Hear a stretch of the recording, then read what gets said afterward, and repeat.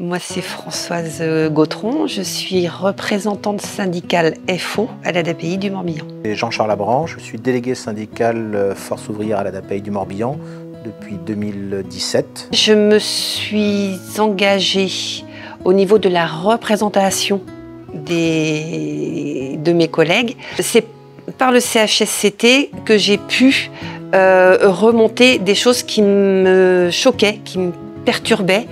La place des collègues, que l'on soit éducateur spécialisé, AMP, agent de service intérieur, veilleur de nuit. Il y avait quand même une certaine invisibilité de certains collègues, notamment les ASI, les veilleurs, et une non prise en compte de l'importance du travail qu'elles faisaient dans l'accompagnement des personnes. Et ça, c'est quelque chose qui m'a choquée. Et c'est par là que je me suis investie, au niveau de la représentation des collègues. Je suis rentré au syndicat en 2004. J'avais le délégué syndical, donc FO, qui passait régulièrement sur les services, qui discutait avec nous, qui nous parlait de nos problèmes, enfin qui nous demandait nos problématiques. Et au fur et à mesure, il m'a amené vers délégué du personnel en suppléant. J'ai pu bénéficier du coup des formations FO, connaître ses droits, découvrir le syndicat, la matière qui permet d'aller discuter avec l'employeur, le code du travail, les accords d'entreprise. Et au fur et à mesure, effectivement, j'ai agrandi ma bibliothèque. Et pourquoi je suis allée à FO? Parce que il est arrivé un moment où j'avais besoin de connaissances. Voilà, c'est mon envie, ma motivation ne suffit pas toujours. Donc, c'est à FO que j'ai ressenti un vrai respect pour le fait que j'y connaissais rien. C'est à FO où j'ai senti que ce que j'avais déjà fait avait vraiment de la valeur. Et donc en fait c'était en miroir avec ce que moi je ressentais par rapport à mes collègues qui étaient invisibilisés. Au fur et à mesure, on se construit avec le savoir des autres, les formations, on récupère de l'information, on se fait aider par le département, par le national. C'est vraiment un travail d'équipe, moi j'ai découvert ça à FO. On travaille avec eux sur des axes d'amélioration, des propositions, comment eux ils voient les choses pour que ça s'améliore. On en parle aux directions des établissements, des services, c'est-à-dire on prend rendez-vous avec eux, on va directement les voir avec toutes les questions et les propositions que nos représentants de proximité nous ont ramenées et qui n'ont pas réussi à faire. En fait, on en arrive à ce niveau-là parce qu'on n'a pas pu se faire, eux n'ont pas pu se faire entendre avant. Normalement, ça doit se faire de représentants de proximité à direction. Mais là, si nous, on intervient, c'est qu'ils nous demandent de l'aide.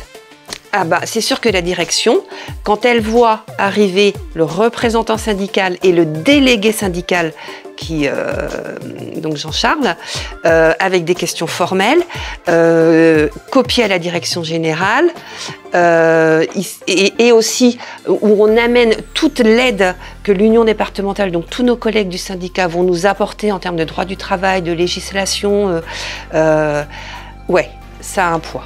Voilà, on est tous égaux, on a tous notre parole.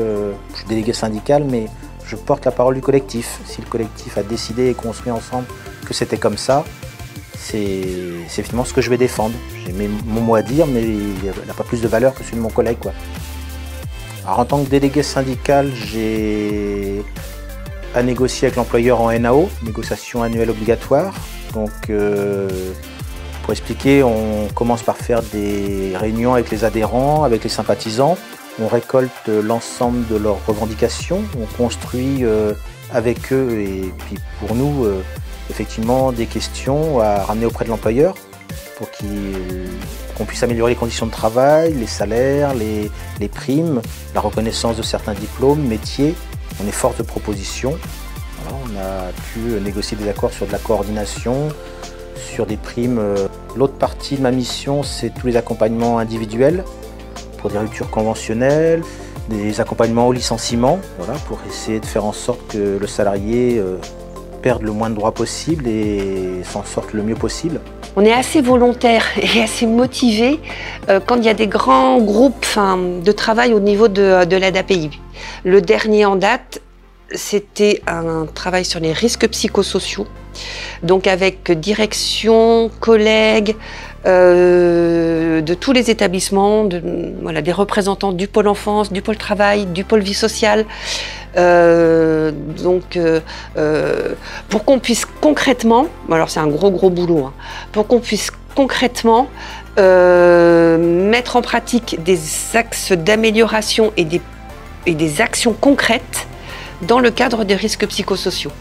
Parce que chez nous, les risques psychosociaux, dans nos milieux, c'est beaucoup du ressenti, c'est des difficultés de communication, que ce soit entre collègues, avec les familles, avec même les personnes accompagnées.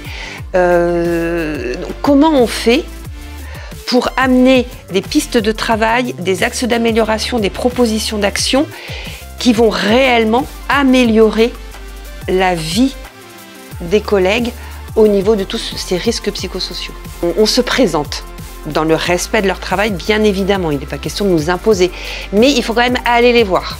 Et au niveau du CSE, on est quand même amené à se positionner sur, par exemple, les chèques CADOC. On est tous contents d'avoir les chèques CADOC à la fin de l'année. Il y a des règles, on est d'accord qu'il faut des règles, elles sont compliquées à appliquer. Il y a des dysfonctionnements dont nous, on ne se satisfait pas. On ne peut pas se satisfaire du fait que quelqu'un qui a travaillé 6 mois, mais qui n'est pas là le jour de la commande, ne puisse pas les avoir. Ok, on respecte les règles, on ne peut pas les changer, mais comment on fait ? C'est vraiment des choses comme ça qu'on... Alors je parle des chèques CADOC parce que ça parle à tout le monde, mais ça a été aussi d'être présent aux négociations pour que tous les oubliés du Ségur, c'est-à-dire tous ceux qui n'étaient pas en contact direct avec les personnes accompagnées, puissent toucher les 183 €. Alors voter FO, c'est important pour le respect des droits du Code du travail, de la convention collective, pour l'amélioration aussi de nos conditions de travail, pour la représentativité. À un moment donné, il faut exister, il faut que les syndicats existent pour pouvoir défendre collectivement les intérêts personnels. On arrive dans une société où les choses sont de plus en plus personnelles et chacun se débrouille tout seul, alors que le collectif, ça a une plus grande force. Et aujourd'hui, on tend à voir les choses disparaître, il faut absolument les garder.